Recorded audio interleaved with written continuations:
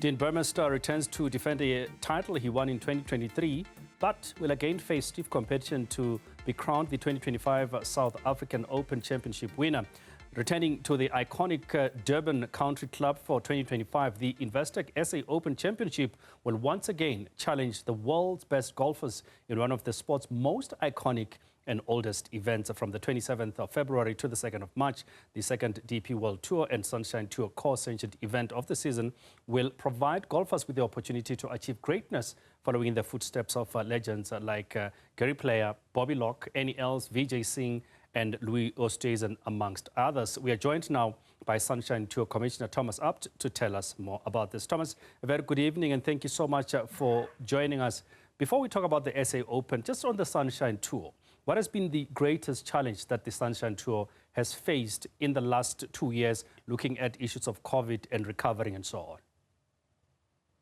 Well, thanks for having me on the chat. I think golf as a whole, let me start there very quickly. I think golf as a whole has seen a huge upsoar post-COVID. People are looking for healthier lifestyles, being out in the open, being in the fresh air.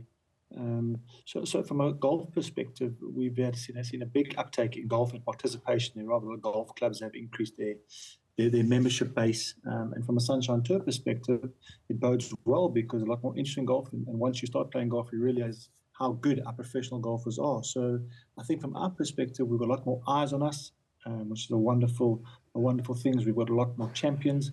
We've got a fabulous pathway for our professional golfers to graduate from the Sunshine Tour to move on to the Hotel Planet Tour, formerly known as a Challenge Tour in Europe.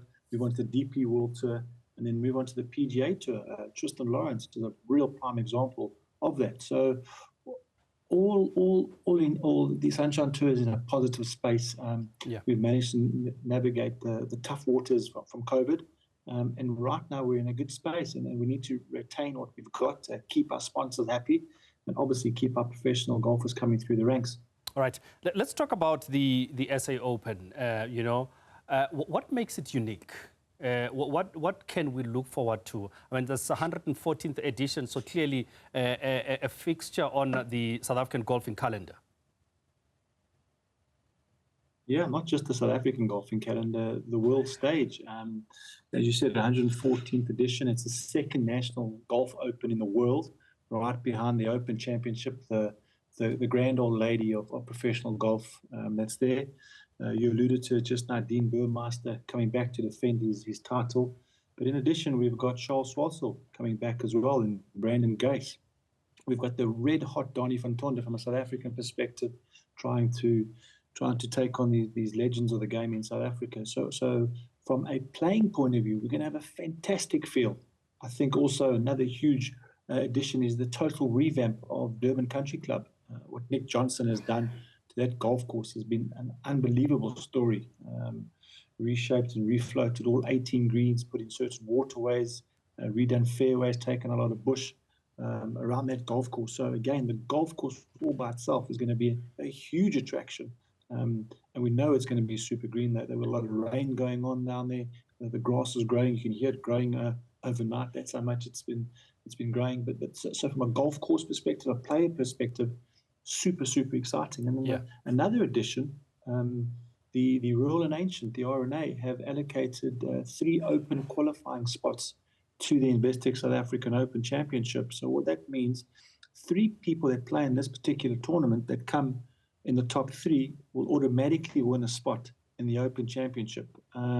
So again, there's just another a real big carrot for professional golfers besides the $1.5 million prize purse that's out there. They've got another big opportunity to grow their game and move on to the international stage. Speaking of growing the game, I mean, talk to us about some innovative ways that are being done to attract audience, to attract new spectators into the game. And I mean, are we seeing it as much of a spectator game in South Africa? I think what we need to do in our country is at the highest level is create heroes. And the simple way of doing that is if somebody wins, and wins a lot, wins often.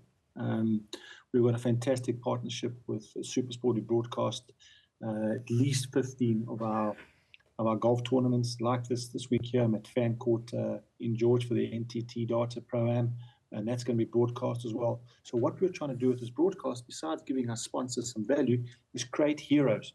And once we get those heroes, people will be more interested in watching the game and being drawn to the game. Because if you're winning, people want to know who's winning and how much they've won and why they're winning and why is this person so good. So from a development perspective, we're trying to ensure that our pathway is there for our players.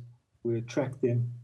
So the golf is so good right now. We've got fabulous golfers. We've almost got 30 players playing on the DP World Tour. They've graduated from the Sunshine Tour.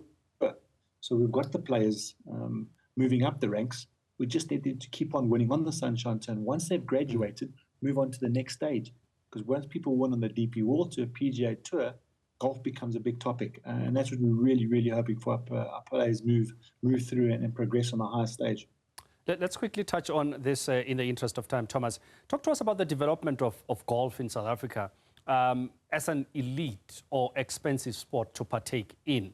Are we seeing more development? Are we seeing more young golfers coming through to take part in the elite side of the game?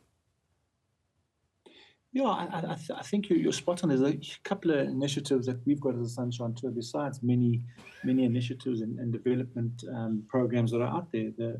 Through Golf RSA, our amateur body in our country, the South African Golf Development Board really focuses on growing the game in areas where it may not be as accessible as in the bigger cities.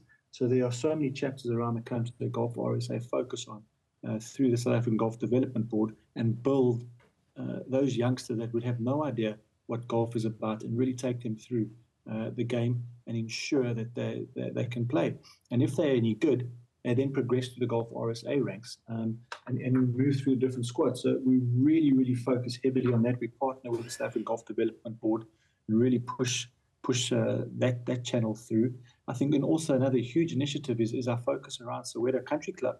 For about 10 years ago, our executive director, Selwood Nathan, and myself figured out a plan on how we can revitalize Soweto Country Club. And we've put a magnificent golf course, upgraded that facility in the heart of Soweto, where players can go and play at a really, really reduced rate. The South African Golf Development Board operate our Soweto Country Club. So we have a fabulous golf club in the heart of Soweto. So there are very, very many initiatives that are going and continue to carry on around golf. And at most of our tournaments, we have clinics as well. So we bring people in from disadvantaged areas and have professionals teach them. So there are a lot of platforms that we are using to grow the game. All right, Thomas, we unfortunately out of time, but thank you so much for coming through to speak to us. Thomas Abt, who is the Sunshine Tour Commissioner, talking to us leading into the 114th edition of the SA Open that is taking place in Durban at the magnificent Country Club from the 27th of February.